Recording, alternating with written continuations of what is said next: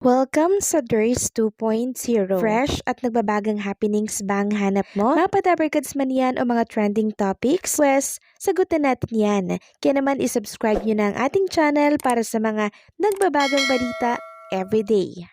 So ayan, welcome back again sa ating YouTube channel mga kadabarkads. And for today's video, ang pag-uusapan natin ay tungkol sa mga importanteng kaganapan sa loob at sa labas ng Itbulaga.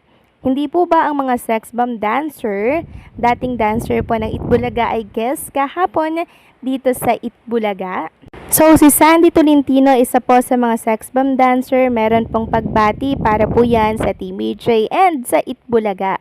Sabi niya, Sex Bomb Sandy and Sex Bomb Cheche, happy anniversary TVJ Itbulaga family. Super happy kami magkapatid na makapag-guesting kanina. Thank you so much po. Get Out, July 5, 2025, SB Sandy Soap Face and Body, SB Sandy Lotion. Ayan, nag-promote na din siya mga kadabarkads. So, thankful lang ako sa TBJ dahil talaga naman pong dinidinig nila yung mga kahilingan po ng mga dabarkads na makita po yung mga datihan po na dancer, mga datihan po na naging parte ng Itbulaga. And hopefully, sa 46 years anniversary po nila, ay makita natin lahat yung mga OG dabarkads na minahal and sinuportahan natin noon. Samantalang, meron pong magbabalik sa Itbulaga. Not one, not two, but three. Kahapon kasi mga kadabarkads, nag-post po ng video ang TBJ na page. At sa video na yon, blur po yung video. Pero maaaninag natin na mga lola ni Dora natin ito na minahal at hinangaan natin dati. May caption itong, ready?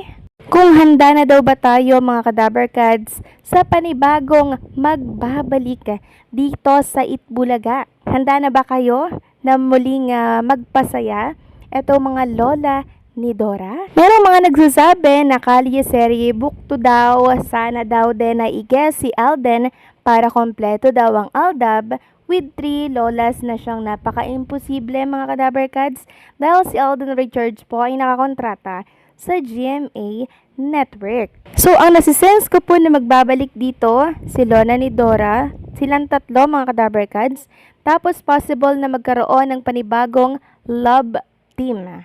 Meron niyang nagkomento dito na hindi si Alden. I think ibang couple ang bubuuin. Wala nang tatalo sa Aldab pero pwedeng may bagong uusbong na story. So possible na ito ay isang bahagi po ng 46 years anniversary ng Itbulaga.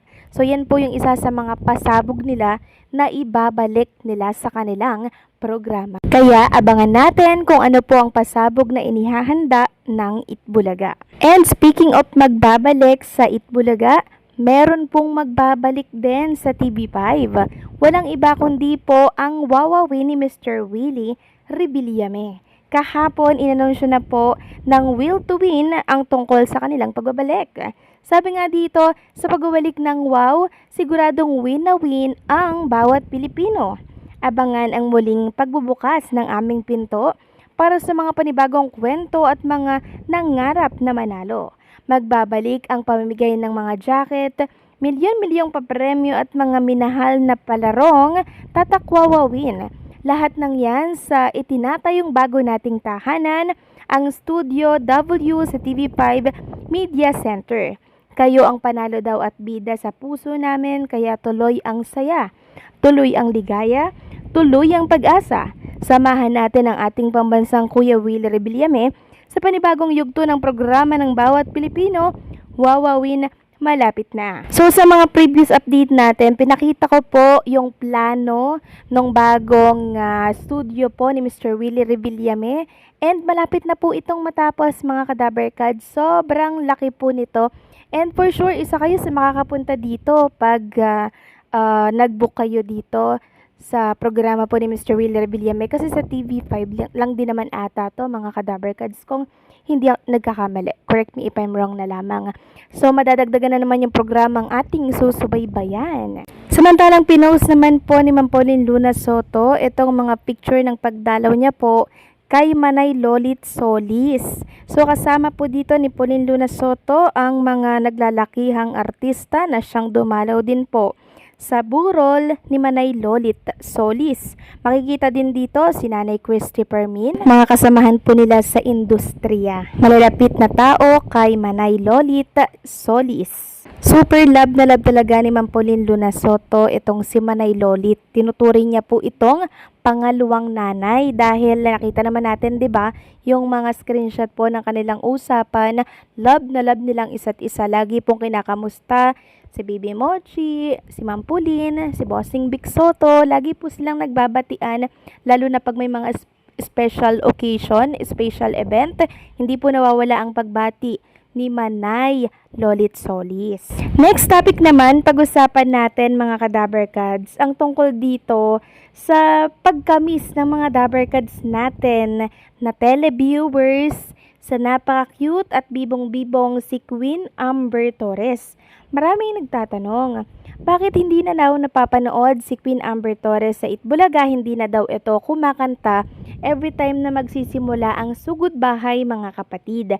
So kahapon po naglabas ng video si Queen Amber Torres. So parang throwback video ata to na kung saan nasa studio po siya ng Itbulaga.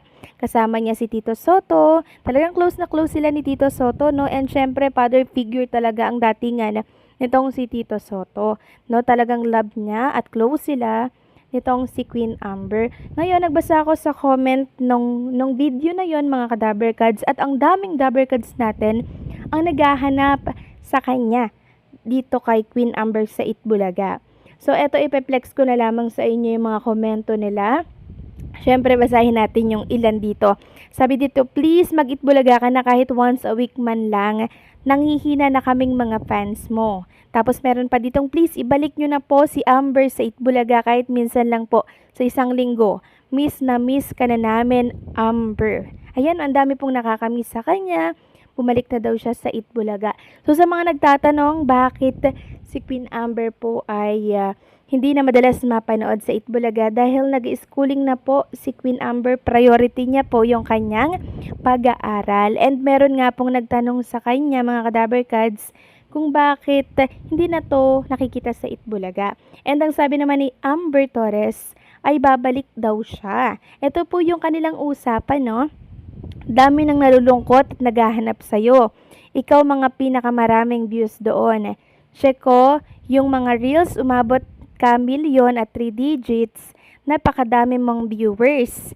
Tapos, sabi po ni Amber, hindi po tito, sundin po, papasok din po ako. So, papasok din pala si Queen Amber. Antay-antay lang po tayo dahil nag-i-schooling lang po talaga siya. Okay, sana makabalik ka na ulit, mag-aral kang mabuti at ingat kayo palagi ng family mo. O ayan po, para sa mga naghahanap kay Amber, babalik siya sa Itbulaga, kaya stay put lang kayo dyan, okay? So hanggang dito na lamang po ang update natin at maraming salamat po sa patuloy na pagsuporta.